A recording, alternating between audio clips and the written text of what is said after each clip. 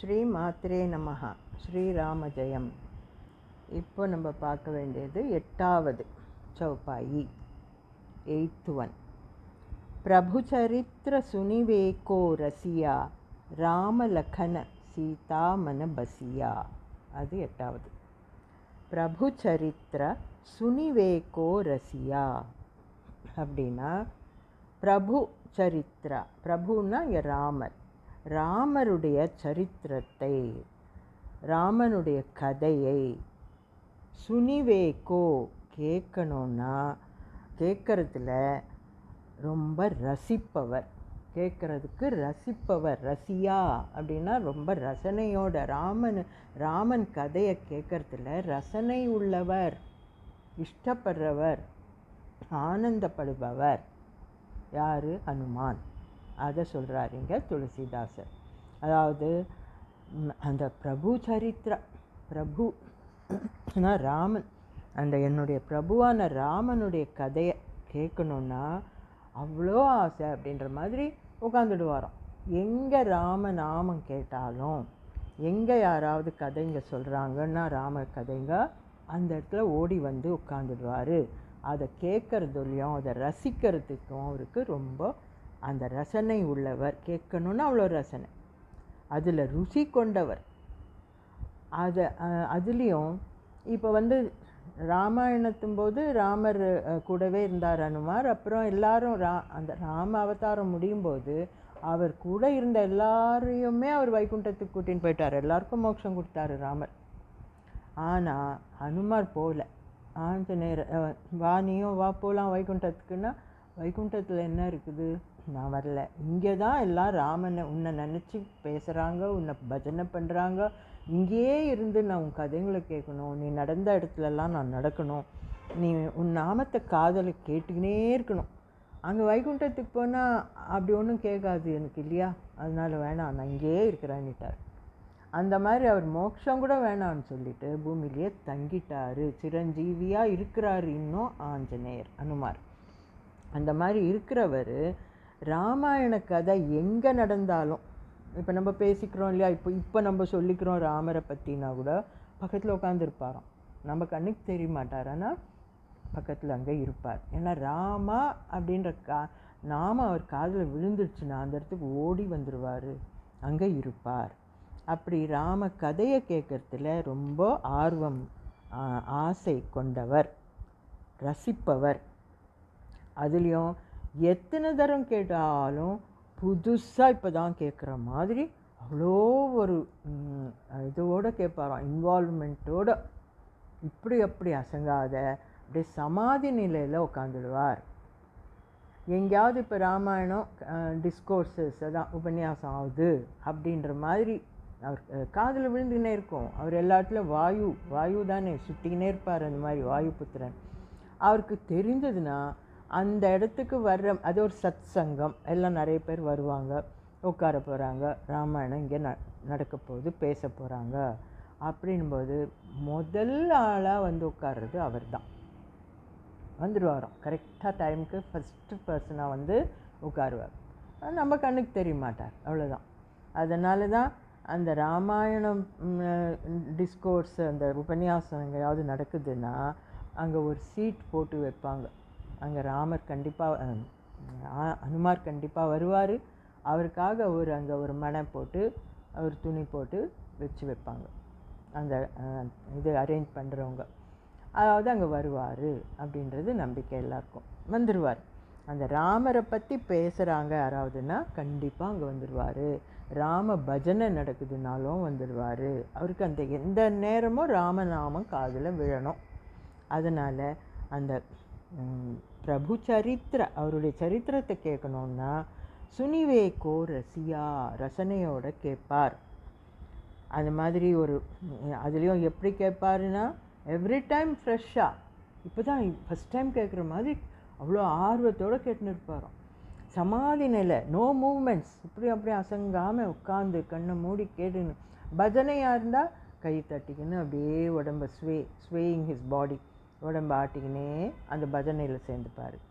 இல்லைன்னா கேட்குறதா இருந்தால் அவ்வளோ ஒரு இன்வால்வ்மெண்ட்டோடு அதை கேட்டு அது கண்ணீர் வந்துடும் கண்ணில், அப்படி ரசிப்பார். எத்திர எத்திர ரகுநாத கீர்த்தனம் தத்ர தத்ர கிருதமஸ்த காஞ்சலிம் அப்படின்னு அந்த ஸ்லோகம் ஒன்று இருக்குது இல்லையா. எங்கே எங்கே எத்திர எத்திர எங்கெங்கே ரகுநாத கீர்த்தனம் நடக்குதோ, அந்த பேர் எங்கெங்கே கேட்குதோ அங்கெல்லாம் தத்ர தத்ர அந்தந்த இடத்துலலாம் கிருதமஸ்த காஞ்சலிம் என்ன பண்ணுவாருன்னா, மஸ்தகம் தன்னுடைய தலையை குனிஞ்சி அஞ்சலி பண்ணுவார், அஞ்சலி செலுத்துவார். அஞ்சலினா நமஸ்காரம், கைங்களை கூப்பி தலையை குனிஞ்சி அஞ்சலி செய்வார். ஏன்னா ராமநாமம் காதில் விழுது. எந்தெந்த எத்திர எத்திர எங்கெங்கே நாமம் கேட்குதோ தத்திர தத்திர அந்த இடத்துலலாம் அவர் இருப்பார். வந்து கையை கூப்பி வணங்கி நிற்பார். பாஷ்பவாரி பரிபூர்ண லோச்சனம், அது வேற இன்னும், அதாவது பாஷ்பங்கள் லோச்சனம்னா கண்ணுங்களில் அப்படியே டியர்ஸ் ரொம்பிடுமா, கண்ணீர் ரொம்ப தழும்ப அப்படியே கேட்டுக்கின்னு இருப்பார். அந்த மாதிரி சொல்கிறாங்க ஹனுமானுடைய அந்த பழக்கத்தை. அதாவது பிரபு சரித்திர சுனிவேகோ ரசியா, அந்த மாதிரி ரசனையோடு கேட்பார். அது முதல் லைன். ராமலக்கன சீதாமன பசியா, ரெண்டாவது லைன். ராமலக்கன சீதாமன பசியா, அவருடைய ராம லக்கன சீதா 3 பேர், ராமரையும் லக்ஷ்மணனையும், லக்கனான்னா லக்ஷ்மணனையும் சீதையையும், இந்த 3 பேரையும் தன் மனசுலேயே பசியா தன் மனசுலேயே வச்சிருக்கிறார். மனசுக்குள்ளவே நிறுத்தி வச்சிருக்கிறார். மனசுக்குள்ளேயே அந்த 3 பேரையும் அங்கே தான் மனசுக்குள்ளே பிடிச்சி வச்சிருக்கிறாராம். அந்த மாதிரி ராமர் லக்ஷ்மணன் சீதை 3 பேரையும் மனசுக்குள்ளவே அப்படியே பிடிச்சி இருக்கி தன் மனசுக்குள்ளே அவங்க 3 பேரையும் வச்சு பார்த்துக்கின்னு இருக்கிறாராம். பசியா அங்கே இருக்கிறாங்க அவங்க, அவருடைய மனசில் பசியானா செட்டில் ஆகி உட்காந்துருக்குறாங்கன்னு அர்த்தம். அங்கே தான் அவங்க தே டுவெல், அங்கே வாழறாங்கன்ற மாதிரி அங்கே பிடிச்சி வச்சுருக்கிறாரு. சில இங்கே பார்த்துருக்குறோம் இல்லையா, அப்படியே மாற கிழிச்சு காட்டுவார் ஹனுமான், அதில் ராம லக்ஷ்மண சீதை இருக்கிற மாதிரி. அந்த 3 பேர் மேலேயும் அவ்வளோ ஒரு ஆசை, ஒரு பக்தி. அதனால் 3 பேரையும் அந்த இருதயத்தில் ஹார்ட்டில் வச்சு அங்கே அவங்க எப்போவுமே இருக்கிற மாதிரி பசியானா அவங்க ஆல்வேஸ் தே லிவ் தேர் அப்படின்ற மாதிரி வச்சுருக்கிறாரு. அது 2வது லைன். அதே மாதிரி அவங்க மனசுலையும் இவர் இருக்கிறாரு, அப்படியும் எடுத்துக்கலாம். ராம லக்ஷ்மணர் சீதை மனசில் கூட இவர் பசியா ஹனுமான் இருக்கிறாரு. ஸோ அவங்களும் இவர் அவ்வளோ ஒரு அஃபெக்ஷன் காட்டுறாங்க.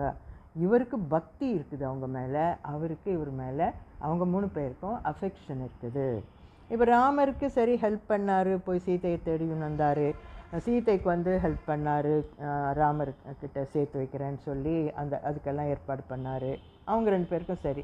லக்ஷ்மணனுக்கு என்ன அப்படின்னா, யுத்தத்தின் போது இந்த வார் டைமில் 2 தரம் லக்ஷ்மணன் உயிரை காப்பாற்றினார். சஞ்சீவி மலையை தூக்கின்னு வந்து 2 தரம் லக்ஷ்மணனுக்கு உயிர் கொடுத்தாரு. ஸோ அதனால் 3 பேருக்குமே அவர் மேலே அஃபெக்ஷன். அவங்க 3 பேரும் கூட இவரை தன் மனசில் அவங்க மனசுங்களை வச்சுருக்கிறாங்க மனபசியா. இவர் வந்து 3 பேரையும் தன் மனசுக்குள்ளே வச்சுருக்கிறாரு. அதுதான் இந்த வர்ஸ் சொல்லுது. பிரபு சரித்திர சுனிவேகோ ரசியா ராமலக்கன சீதா மனபசியா. அடுத்த ஸ்லோகம் பார்க்கலாம். அடுத்த வர்ஸு चौपाई. सूक्ष्म रूप धरि सियहि दिखावा विकट रूप धरि लंक जरावा. இது வந்து லங்க ஜலாவா. சூக்ஷ்ம ரூப தரி சியஹி திக்காவா அப்படின்னா, அந்த சீதாவை பார்க்கறதுக்கு போனார் இல்லையா அசோகவனத்தில், அங்கே போனார். அங்கே தான் இருக்கிறாங்கன்னு பார்த்துட்டு தெரிஞ்சப்புறம் சரி இப்போ முன்னால் போய் நின்று பேசணும். அந்த பேசுகிறதுக்கு போகிறதுக்கு போய் தடால்னு போய் குதிச்சா மிரண்டு போயிடுவாங்கல்ல, என்ன இது புதுசாக ஏதோ ஒன்று வந்து வானரம் பெருசா அப்படின்ற மாதிரி நடந்துடுவாங்க. இல்லை இதுவும் ராவணனுடைய ஏதோ மாயாஜாலம், அந்த விதவிதமாக ராட்சசருங்களை அனுப்புகிறான்.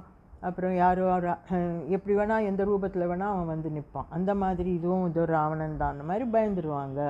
அப்படின்ற மாதிரி அவர் என்ன பண்ணார், சூக்ஷ்ம ரூபமாக டைனி ஃபிகர் தன்னைத்தான் மாற்றிக்கிறார், சின்ன உருவமாக பண்ணின்னு ரூபதரி சின்ன ரூபம் எடுத்துக்கின்னு சியஹி திக்காவா, சியஹின்னு சியாதேனா சீதை, சீதைக்கு முன்னால் தன்னை காமிச்சிக்கினார், தான் போய் நின்னார். எப்படி தன்னைத்தான் எப்படி காட்டிக்கினார் சீதைக்குன்னா, சின்ன உருவமாக, சின்ன குரங்கு, குட்டி குரங்கு மாதிரி போனார்.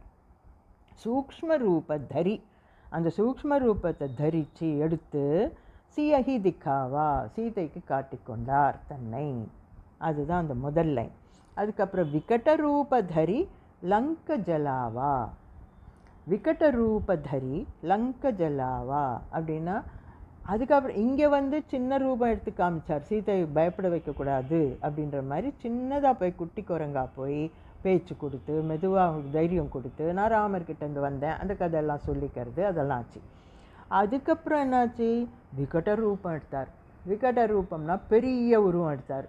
கொஞ்ச நேரம் பொறுத்து பெரிய ரூபம் எடுத்து லங்க ஜலாவா, அது எப்போ லங்கையை எரிச்சப்போ, லங்கையை எரிக்கிறப்போ பெரிய ரூபம் எடுத்து பண்ணார். அப்போ இந்த குட்டி குரங்கா போய் இதெல்லாம் பண்ண முடியாது இல்லையா. அப்போ சும்மா பெருசாக ரூபம் எடுத்து, விக்கட்ட ரூபம் எடுத்து லங்க ஜலாவா, லங்கையை எரித்தார். ஜலாவானா எரித்தார். ஸோ சூக்ஷ்ம ரூபமாக எடுத்து சியஹி, சீதைக்கு முன்னால் காட்சி கொடுத்தார். விகட ரூபம் எடுத்து லங்கையை கொளுத்தினார். அதுதான் இந்த சௌப்பாயில் சொல்லியிருக்காரு. ஸோ இதை பார்த்தோம், 8, 9 பார்த்தோம். அடுத்த ஆடியோவில் அடுத்தது பார்க்கலாம். Hello children, good day to you all. Now let us see verse 8, 8th one. In the previous video we saw Vidyavana Guniya Atichatura Ramakaja Kariveko Atura. That was 7. Now we are going to see the 8th one. Prabhu Charitra Suniveko Rasiya Ramalakhana Sita Manu Basiya. Now this is Prabhu Charitra. Who is Prabhu here? Lord Rama. Rama's Charitra means his story. Rama's story, wherever people talk about Rama, wherever people, we have discourses sometime, talking and saying, there are speeches where people sit and talk about Rama's story, Ramayana discourses. See, the birth of Rama, how did Rama married Sita, and then how they went to the forest, all these, that is his history. So when people talk about Rama Charitra, Hanuman always likes to listen to it. He's so eager to listen to Rama's story with great excitement. He enjoys listening to Rama's story. Wherever people have these talks, Hanuman will be readily sitting there, listening to Rama's story. Prabhu Charitra Suniveko Rasiya. He finds enjoyment in listening to Rama's story. He'll be there to enjoy the talks. So in satsang means where people meet together to talk about Ramayana. There are pandits who say Ramayana story, and audience, so many people go sit around him and listen to Ramayana. So wherever this happens, Hanuman goes there. He will not be visible to our eyes. Even now we are talking about Rama here, right? We are talking about Rama, Sita, Lakshmana, and about their forest life, anything, whatever we say. Even when we say the word Rama, just utter the name Rama. If we say that, he will come running. Hanuman will come running and just be beside us. He will be sitting there somewhere or standing there near us and close to us. He won't be visible. We can't see him, but he will be here. So that happens because at the end of Ramayana, at the end of Rama's Rama Avatara, Rama gave moksham. That means he took all the people, whoever was with him, like all Bharata, Shatrugna, Lakshmana, then Kausalya, Sumitra, his mothers, everyone who was in Ayodhya with him, he took everyone with him to Vaikunta.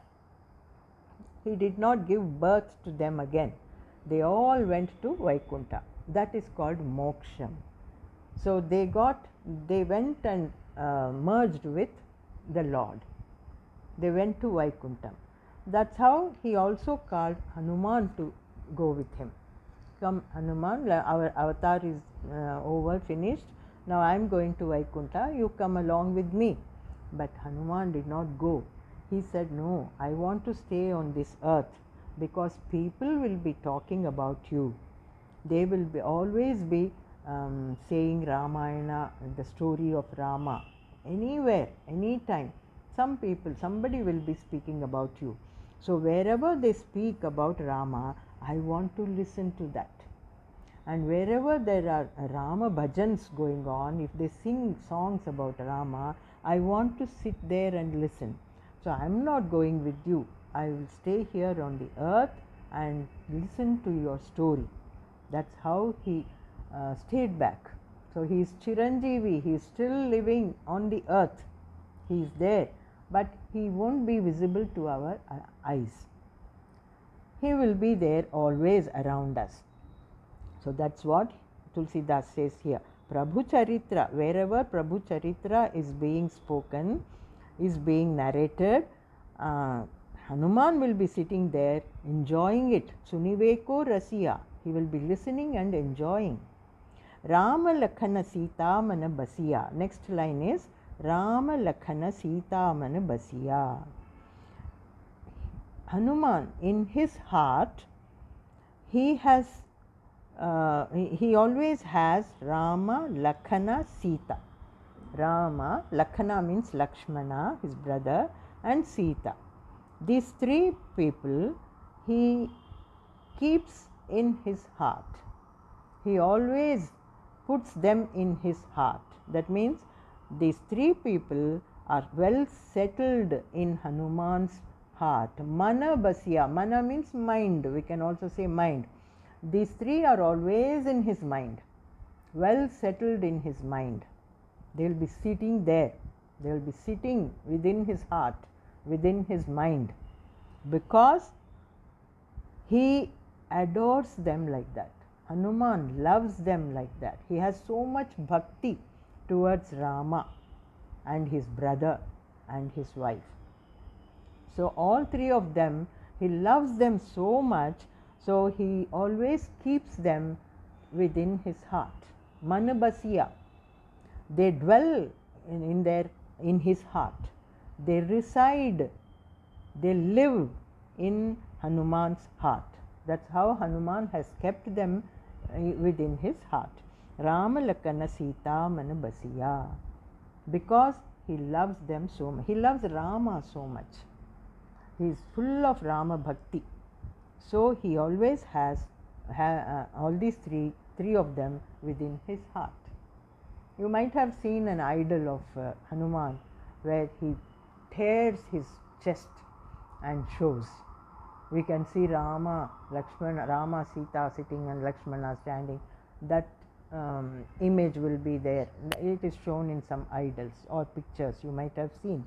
So that's how he shows. I have them in my heart. I keep them in my heart. Means what? He loves them so much.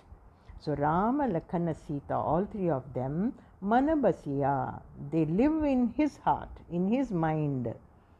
That's the second line. In the same manner, it's the other way round also. Now Rama, Lakshmana, Sita also have great affection towards Hanuman. So they too have Hanuman in their minds always. They always keep thinking of Hanuman. Oh, what a nice Vanaram he is. He has been so helpful to us throughout our life in the forest. He helped us so many times. Always they think of Hanuman. They have so much affection towards him. So they too keep or think, always think about Hanuman. So they have Hanuman in their minds all the time. And Hanuman has all three of them in his mind forever. That's what the second line says. Prabhu Charitra Suniveko Rasiya. He likes to listen to Prabhu's story always. And Rama Lakhana Sita Manabasiya. Always he keeps them in his mind, and they reside in his heart. That is the verse. That's what the verse says. Now, so what you must, as children, what you must understand is, think of Hanuman, pray to him. I already told you he is a very good friend. He can become a good friend to each and every one of you. So if you pray to him and ask him to be with you always, he will be close to you.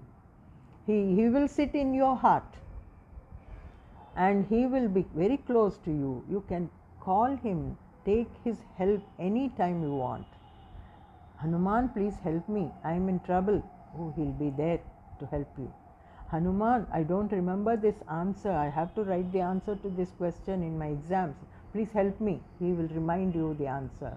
So whatever trouble you are in, he will be ready to help you. So that way, keep him in your hearts. You keep Hanuman in your heart. Remember him always, and he will be there and help you. So that we must understand it from this verse. Okay. So let us see the next one in the next audio. Jai Shri Hanuman.